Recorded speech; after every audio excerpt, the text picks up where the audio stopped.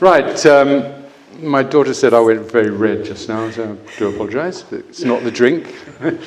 Ladies and gentlemen, friends and family, on behalf of myself, Christina, and the bride's parents, John and Lynn, I would like to thank you all for coming to this special occasion to celebrate the marriage of my beautiful daughter, well, she is today because she spent a lot of time with us, to Henry. I know that some of you have come from a very long distance, certainly my son Alex and grandson Luca, all the way from Australia. Some have broken in their holidays, that's Mike and Sue, godparents. And some of you have even come on crutches, Johnny. I'd also like to thank everyone who has helped with the arrangements, both with the church and at this lovely location, for the reception, and also for John, for his generous contribution towards this occasion. It would have been sandwiches otherwise. And I'd also like to take the opportunity, obviously, of welcoming Henry into our family.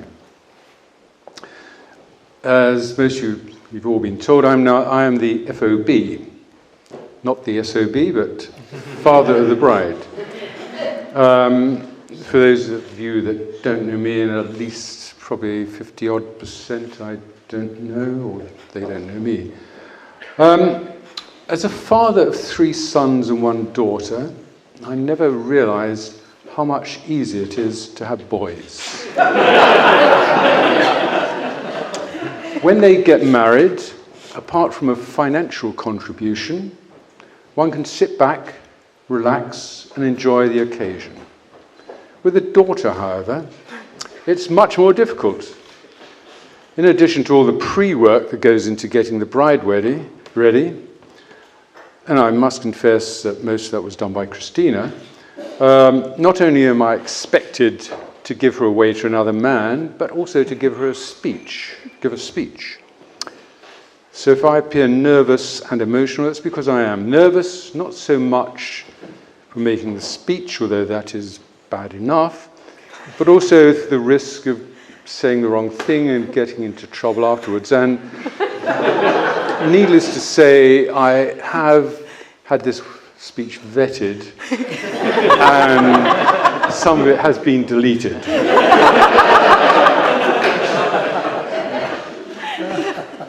And I also mentioned to the mother of the bridegroom, and she thought quite right too. Right. Where I get to, yes. Yes, it's been very emotional for me because Catherine is my beautiful and talented daughter who I passed to another man. And in reality, I'm actually hoping that I've gained an additional son to help with the gardening. So let me begin with Catherine. She was born exactly 12,682 days ago. And I remember that very first day, which came to me as a bit of a shock, because in the good old days, and some may say unenlightened, and probably a lot of the new generation have been indoctrinated otherwise, but the father in those days never played much of a part. It wasn't in the proceedings, it wasn't something they did or participated in. So this was actually my first time exposure to an actual birth.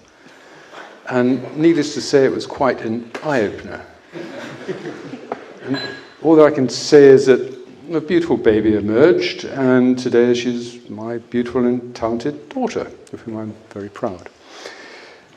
As a baby, Catherine had one major phobia: church bells.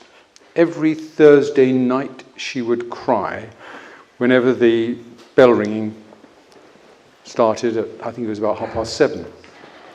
And luckily that passed after, I don't know how long, but quite some time. And she actually managed to get herself to be invited to the Rochester Cathedral towers when they were actually ringing the bells, so she got past that. And she nowadays goes to bell ringing at Boxley Church on every Thursday night.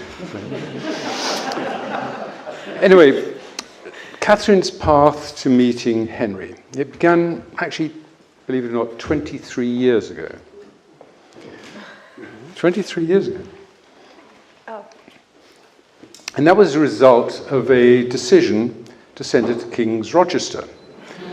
Despite having passed the grammar, for logistical reasons, it was decided to send Catherine and James to the same school. And it's actually the same school that both Greg and I attended. And in my day, there were no girls. And by the time Gregory went there, he was able to sample them in the sixth form. Or rather, I think one should say he... What should he say? He worked with them, sorry. Yeah. At school, Catherine thrived, and there were perhaps 5 girls, 15 boys in the class, and she developed a love for classics and languages. Russian was her favourite. And thanks to a gentleman called Herr Richter, who luckily we call Brian nowadays, and Brian is here tonight, sorry, this evening or this afternoon, whatever it is. Catherine went on to Exeter University to study Russian and French. And there she made many friends with Boris, and one of them was called Safe John, or Johnny to his friends, and probably we would call him Unsafe John today because he's on crutches. And anyway, Johnny introduced Catherine at some stage to Jay, who's present with his fiancée Charlotte. And on his 30th birthday, Jay invited both Catherine and Johnny to a party. And by chance, Johnny had been in contact with one of his friends who he met whilst doing, they were working as film extras. And that friend, yes, it was Henry. And I'm not sure whether it was love at first sight, but I understand that Catherine and Henry spent most of the night together talking. And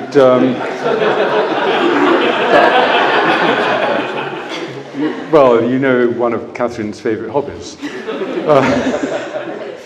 apart from acting and I don't know what else. But anyway, one thing led to another, and that love blossomed, and that leads us to today's happy event. Now, I was going to say a lot of things about Henry, but I think the Reverend Robert has done that for us. And I was going to say he was kind, considerate, and generous, and all these other things, but it almost sounds like Henry's paid us both to say the same thing. Anyway, I certainly welcome Henry into our family, as I know that Catherine is welcome into his. And I'm afraid I'm going to have to leave it to Felix to dish the dirt, because I don't know any, unfortunately, about Henry, so no pressure on Felix. And one is also meant to offer special advice or words of wisdom, and frankly, I looked on the internet, and there's so much that I thought, no, let them get their iPhones out and look it up for themselves. So, I just want to say to Catherine that Mum and I will always be there for you. Excuse me.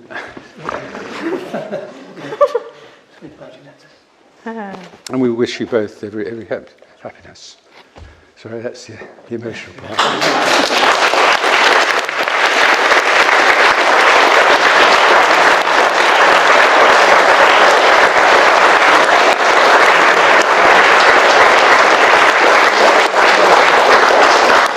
So, ladies and gentlemen, I would therefore ask you to make sure your glasses are filled and toast the bride and groom.